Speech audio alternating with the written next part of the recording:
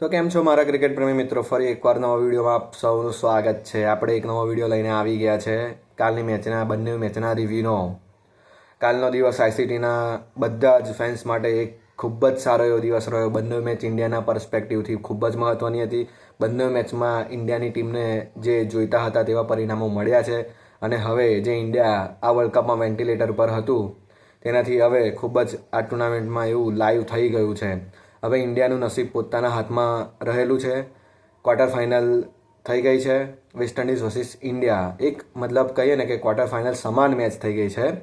આવી પોઝિશન આપણે ફરી એક વાર સામનો કરવા જઈ રહ્યા છે. આની પહેલાં જ્યારે 2016ના T20 વર્લ્ડ કપમાં પણ આપણે જ્યારે ન્યૂઝીલેન્ડ સામેની ગ્રુપ સ્ટેજની ગેમ હાર્યા હતા ત્યારે પણ બધી મેચ આપણા માટે જીતવી ખૂબ જ ઇમ્પોર્ટન્ટ બની ગઈ હતી અને તે વર્લ્ડ કપ તો ખૂબ અલગ જ લેવલનો હતો. આપણને બધાને એ વર્લ્ડ કપની જે ક્વાર્ટર ફાઇનલ સમાન મેચ છે ઇન્ડિયા વર્સિસ ઓસ્ટ્રેલિયા તે યાદ આવે છે આપણે આવું જ્યારે મેચની વાત કરીએ ત્યારે. કાલની બંને મેચના આપણે રિવ્યૂ જોઈશું વિડીયોમાં. વાત કરીએ પહેલાં મેચની, West Indies versus south Africa. આ મેચમાં આપણને આશા હતી કે ખૂબ જ સારી મેચ થાય અને ખૂબ જ સારી મેચ થઈ. સ્પોર્ટિંગ પીચ હતી. શરૂઆતમાં વેસ્ટ ઇન્ડિઝનો ધબડકો થયો, ત્યારબાદ વેસ્ટ ઇન્ડિઝે તે ધબડકામાંથી ઉગર્યું. જેસન હોલ્ડર અને રોમારિયો સેફર્ડની ખૂબ જ સારી એવી 89 રનની પાર્ટનરશિપના સહારે વેસ્ટ ઇન્ડિઝે સારો એવો સ્કોર ઊભો કર્યો હતો. જે એક તબક્કે લાગતું હતું કે વેસ્ટ ઇન્ડિઝ 140-120માં પતી જશે, તેની જગ્યાએ વેસ્ટ ઇન્ડિઝે ખૂબ જ એવો સન્માનજનક સ્કોર ઊભો કર્યો. પરંતુ આ સાઉથ આફ્રિકાની ટીમ કંઈક અલગ જ છે. એ 2024ના હાર્ટ બ્રેકને ભૂલાવીને કોઈ પણ ખાના બાકી ન રહે બધું ટીક કરીને આ ટીમ વર્લ્ડ કપમાં આવી છે અને આ ટીમ આ વર્લ્ડ કપને ડોમિનેટ કરવા આવી છે અને આ ટીમ આ વર્લ્ડ કપને જીતવા માટે આવી છે. આ કાલનું વિન એ એક સ્ટેટમેન્ટ છે. ફરી એકવાર ઇન્ડિયા સામું જીત્યું છે, વેસ્ટ ઇન્ડિઝ સામું પણ આવી રીતે જીત્યું છે એક તરફી મેચ. એટલે આપણને લાગે કે વેસ્ટ ઇન્ડિઝની ટીમ હવે આપણી સામું પણ ક્વાર્ટર ફાઇનલ સમાન મેચ રમશે. પરંતુ આફ્રિકાની ટીમ વાત કરીએ તો એક પણ ટીમમાં ખામી આપણને દેખાતી નથી. બોલિંગ ડિપાર્ટમેન્ટ જોઈ લઈએ, ત્યારબાદ બેટિંગ ડિપાર્ટમેન્ટ જોઈ લઈએ. ફિલ્ડિંગ હંમેશાથી આફ્રિકાની સારી જ રહેલી છે. એકદમ ચુસ્ત અને દુરુસ્ત બેટિંગ ઓર્ડર હોય આ વર્લ્ડ કપમાં તો તે સાઉથ આફ્રિકાનો રહેલો છે. સાઉથ આફ્રિકાએ ખૂબ જ સારું પ્રદર્શન કર્યું છે આ વર્લ્ડ કપમાં. ઓપનિંગમાં ક્વિન્ટન ડિકોક, એડન માર્કરામ હોય, ત્યારબાદ રિયાન રિકલ્ટન હોય, ત્યારબાદ ક્રિસ્ટાન સ્ટબ્સ છે, ડેવિડ મિલર છે, ડિવાલ બ્રેવિસ છે, ત્યારબાદ લોઅર ઓર્ડરમાં પણ માર્કો યાન્સન છે. તે પોતાની બેટિંગના સહારે આફ્રિકા આ ગેમ જીતી ગયું છે. બોલિંગ તો પહેલાં હતી જ સારી, પરંતુ ત્યારબાદ હોલ્ડર અને રોમારિયો સેફર્ડનો થોડુંક એવું પ્રહાર વળતી લડતના કારણે વેસ્ટ ઇન્ડિઝ ખૂબ જ સન્માનજનક ટોટલ 178 પર પહોંચ્યું. ત્યારબાદ આફ્રિકાએ તેને ખૂબ જ સરળતાથી ચેસ કર્યું છે.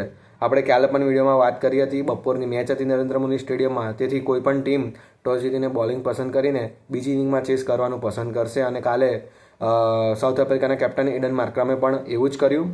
અને કારણ કે ઓબ્વિયસ વાત છે કે નરેન્દ્ર મોદી સ્ટેડિયમ એ સારું એવું ચેઝિંગ ગ્રાઉન્ડ છે.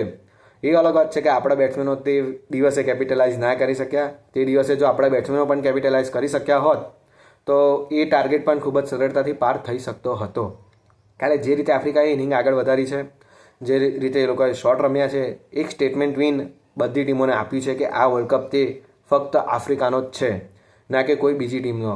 વેસ્ટ ઇન્ડિઝ જેવી સારી ટીમને કે જે ટીમ ગમે તે ટીમને ઓન ડે હરાવી શકે છે એવી ટીમ છે અત્યારે એ લોકોની, તે લોકોને પણ એ આફ્રિકાની ટીમે હરાવી દીધી છે. વેસ્ટ ઇન્ડિઝની ટીમમાં પરફોર્મન્સની વાત કરીએ તો હોલ્ડર અને રોમારિયો સેફર્ડની પાર્ટનરશિપને વાત કરતાં તે લોકોની બેટિંગમાં કાલની મેચમાં કશું પોઝિટિવ જોવા ના મળ્યું. ફરી એકવાર તે લોકોના ઓપનરોએ વેસ્ટ ઇન્ડિઝની ટીમને નિરાશ કર્યા છે. બ્રેન્ડન કિંગ અને સાઈ હોપ આ વર્લ્ડ કપમાં સતત ને સતત પોતાનું ફોર્મ શોધી રહ્યા છે. વેસ્ટ ઇન્ડિઝને જોઈએ તેવું સ્ટાર્ટ અપાવી શકતા નથી.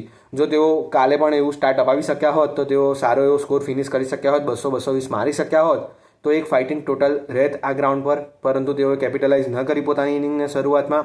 તેથી ત્યારબાદ વળતી લડત આપી હોલ્ડર અને સેફર્ડે, પરંતુ તેમ છતાં પણ આફ્રિકાએ સરળતાથી વિજય પ્રાપ્ત કર્યો. કાલની મેચમાં વેસ્ટ ઇન્ડિઝ માટે ફક્ત એક આ જ પોઝિટિવ હતું, જ્યારે આફ્રિકાની ટીમ માટે તો બધું જ પોઝિટિવ ચાલી રહ્યું છે. અત્યારે આપણે કહીએ કે કોઈ પણ ખાનું ટીક કરવાનું બાકી રહેતું નથી આફ્રિકાની ટીમને. એટલે આફ્રિકાની ટીમ હવે ઝિમ્બાબ્વે સામું પણ લાગે છે કે ઝિમ્બાબ્વેને સારા એવા માર્જિનથી હરાવીને સેમિફાઇનલમાં પ્રવેશશે અને સારું એવું સેમિફાઇનલમાં પણ જીતીને ફાઇનલમાં પ્રવેશીને વર્લ્ડ કપ ટાઇટલ જીતવા માટે પ્રબળ દાવેદાર છે સાઉથ આફ્રિકાની ટીમ. બીજા મેચ પર આવી જઈએ આપણે ફટાફટ. ઇન્ડિયન ક્રિકેટ ટીમના ફેન્સ માટે ખૂબ જ સારા એવા સમાચાર છે. હવે ઇન્ડિયન ક્રિકેટ ટીમનું પોતાનું ભવિષ્ય પોતાના હાથમાં રહેલું છે. વેસ્ટ ઇન્ડિઝ સામું મેચ જીતો અને સેમિફાઇનલમાં પ્રવેશો. ખૂબ જ સરળ સમીકરણ થઈ ગયું છે. કાલના દિવસ પછી સાઉથ આફ્રિકાનો ફેવર આપણને રહ્યો. આપણે પણ કહીએ ને કે સ્ટામિના અમીના એ વક્કા વક્કાવે એ ગીત ગાઈને આફ્રિકાને આભાર પ્રગટ કરીએ અને કહીએ ને કે આફ્રિકાએ ખૂબ જ સારું એવું વેસ્ટ ઇન્ડિઝને હરાવીને ઇન્ડિયાને બહુ ખૂબ જ મોટો ફેવર કર્યો છે. ઇન્ડિયાએ ત્યારબાદ કાલની મેચ પણ જીતી.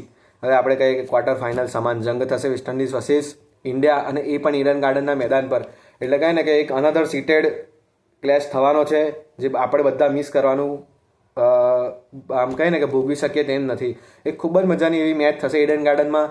ખૂબ જ નાનું ગ્રાઉન્ડ છે, સ્પોર્ટિંગ પીચ છે, બેટિંગ પીચ છે. ત્યાં ખૂબ જ સારી એવી બેટિંગ થાય છે, અનલેસ કે પીચ ક્યુરેટરને કંઈક બીજી બુદ્ધિ સૂજે અને તે કદાચ બોલિંગ ફ્રેન્ડલી પીચ આપે અને લો સ્કોરિંગ થ્રિલર પણ થઈ શકે છે.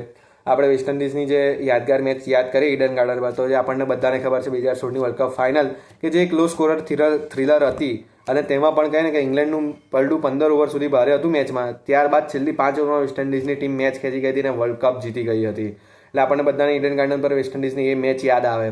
એટલે કહીએ કે India versus West Indies, Eden Garden, રવિવારનો દિવસ, સાંજની મેચ. એટલે કહીએ ને કે another box match loading.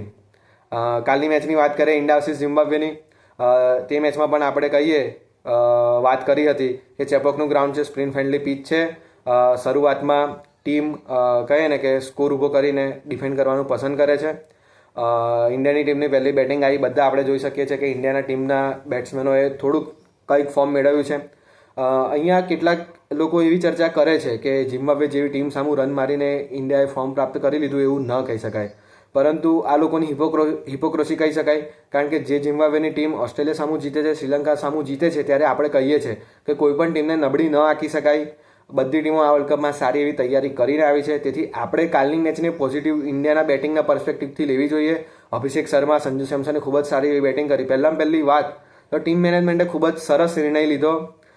Rinku સિંહ કે જે પોતાના પિતાની તબિયત સારી નહોતી, વેન્ટિલેટર પર હતા તેમના પિતાજી, તેના કારણે તેઓ પોતે ઘર જઈને પરત આવ્યા હતા. તેથી તે કહીએ કે પોતે મેચ માટે મેન્ટલી અવેલેબલ ના હોઈ શકે, તેથી કદાચ એ ચેન્જ આવ્યો હોઈ શકે. ત્યારબાદ ખબર નહીં ટીમ મેનેજમેન્ટે શું નિર્ણય લીધો હોય, પરંતુ એક વ્યૂહાત્મક ચેન્જ સારો એવો ટીમ મેનેજમેન્ટે લીધો. પોતાની ગઈ મેચમાંથી બોધપાઠ મેળવીને કે વોશિંગ્ટન સુંદરને બહાર બેસાડીને અક્ષર પટેલને રમાડ્યો. કદાચ વોશિંગ્ટન સુંદર અને અક્ષર પટેલને પણ સાથે રમાડી શકતા હતા, પરંતુ આ ઓપ્શન પણ ઘણો સારો છે. અક્ષર પટેલે ફરી એકવાર બોલિંગ નાખીને ઓપનિંગમાં વિકેટ, જે કહીએ કે વિકેટનું ખાતું અક્ષર પટેલે ખોલાવ્યું. સારી એવી બોલિંગ નાખી, પરંતુ તેઓ પણ વધારે સારી બોલિંગ નાખી શકતા હતા. આ ઉપરાંત બેટિંગમાં તો તેમની વારી આવી નથી. બેટિંગની વાત કરીએ તો અભિષેક શર્મા અને સંજુ સેમસન વચ્ચે પણ સારી એવી ભાગીદારી થઈ. અભિષેક શર્માએ પોતાની જૂની ભૂલોમાંથી બોધપાઠ લીધો. થોડોક ટાઈમ પીચ પર વિતાવ્યો. સ્પિનરો સામું તરત ને તરત અટેક કરવા ના ગયા. સ્ટેપ આઉટ કરીને પણ થોડો પ્લેડ કર્યા બોલ. ત્યારબાદ સિંગલ ડબલ કાઢ્યા. પોતાના જે બોલ મળ્યા, અમુક બોલ કે જેના પર શોટ લાગી શકે તેના પર પોતે ટ્રસ્ટ કર્યો, શોટ લગાવ્યા અને આપણને કહે કે જૂની અભિષેક શર્માની બેટિંગ આપણને યાદ અપાવી. આપણે કહીએ ને કે એકવાર તલવાર પર લોહી લાગવું જોઈએ, ત્યારબાદ તલવારને ચાલતા કોઈ રોકી ન શકે. એટલે આપણે એવી પણ ચોક્કસ પ્રાર્થના કરીએ કે અભિષેક શર્માની આ ઇનિંગ તેની કમબેક ઇનિંગ બની રહે અને હવે વર્લ્ડ કપમાં તે પાછું વળીને પોતાની ઇનિંગને ન જોવે અને આવું જ ફોર્મ સાથે તે વર્લ્ડ કપમાં આગળ વધે. અને કહીએ ને કે ખૂબ જ સરસ એવો ઇન્ડિયાએ ડોમિનન્ટ વિન પ્રાપ્ત કર્યો. બોલિંગ ડિપાર્ટમેન્ટની પણ વાત કરીએ તો તેમાં પણ બુમરાહ છે, પંડ્યા છે, હર્ષદીપ સિંહ છે, બધા ઇકોનોમિકલ બોલિંગ નાખી. સાથે સાથે હર્ષદીપ સિંહે 3 વિકેટો પણ પ્રાપ્ત કરી. એટલે એ તો બોલિંગ ડિપાર્ટમેન્ટમાં આપણને પોઝિટિવ છે જ, તે તો ગઈ મેચમાં પણ હતા. પરંતુ જે હજી એક કન્સર્ન રહ્યો છે ઇન્ડિયાની ટીમ માટે, તે તેના સ્પિનરો છે. જે વર્લ્ડ કપ પહેલાં આપણે માનતા હતા કે ઇન્ડિયાની સ્પિન ત્રિપુટી છે, કુલદીપ યાદવ, વરુણ ચક્રવર્તી અને અક્ષર પટેલ, તે ઇન્ડિયાને વર્લ્ડ કપમાં અહેડ રાખી શકે છે, આગળ મૂકી શકે છે. પરંતુ વરુણ ચક્રવર્તી છે, અક્ષર પટેલ છે, એટલે તેઓ પોતાની સતત ને સતત લાઇન લેન્થ શોધી રહ્યા છે. આ વર્લ્ડ કપમાં ખબર નહીં, પરંતુ તેમને પોતાની લાઇન લેન્થ મેળવવામાં મુશ્કેલી પડી રહી છે. આફ્રિકા સામેની મેચ જોઈએ તો તેમાં પણ આપણા સ્પિનરોને જ ખાસા એવા રન પડ્યા હતા. કાલની મેચમાં પણ જોઈએ તો વરુણ ચક્રવર્તીને અને અક્ષર પટેલને ખૂબ સારા એવા રન નથી પડ્યા, પરંતુ વેસ્ટ ઇન્ડિઝના બેટ્સમેનો તેમની સામે મુશ્કેલીમાં નહોતા દેખાતા. કે તે લોકોને બોલ ઓળખવામાં મુશ્કેલી પડી રહી હોય પીચ થયા બાદ, કે જે યુઝ્યુઅલી ઇન્ડિયાના બોલરો કરે છે કે કોઈ પણ બેટ્સમેન જે નવો આવે તેને બેટિંગ કરતાં પહેલાં ખબર નથી પડતી અને તેઓ ઇન્ડિયાના બોલરોના સ્પિન વેબમાં ફસાઈ જાય છે.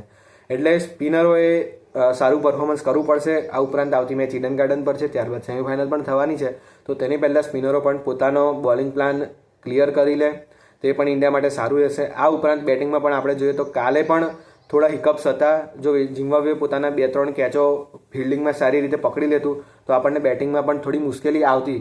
પરંતુ નો ડાઉટ કાલનો દિવસ ખૂબ જ સારો હતો. ઇન્ડિયાની ટીમ માટે સારો ગયો. પોઝિટિવ નોટ લઈશું અને તેનાથી આગળ વર્લ્ડ કપમાં વધીશું. એટલે કહીએ કે હવે આપણે વેસ્ટ ઇન્ડિઝ અને ઇન્ડિયાની મેચ ખૂબ જ સરસ રીતે જોવાની મજા આવશે. આપણે કાલની મેચના બંનેના રિવ્યૂ જોયા. હવે એક બીજું પણ પ્રિવ્યૂ છે કે જે આપણે આજની મેચ છે ઇંગ્લેન્ડ વર્સિસ ન્યૂઝીલેન્ડ, તેનું પ્રિવ્યૂ જોવા માટે આવતા વિડીયોમાં મળીશું. ત્યાં સુધી સાઇન ઓફ.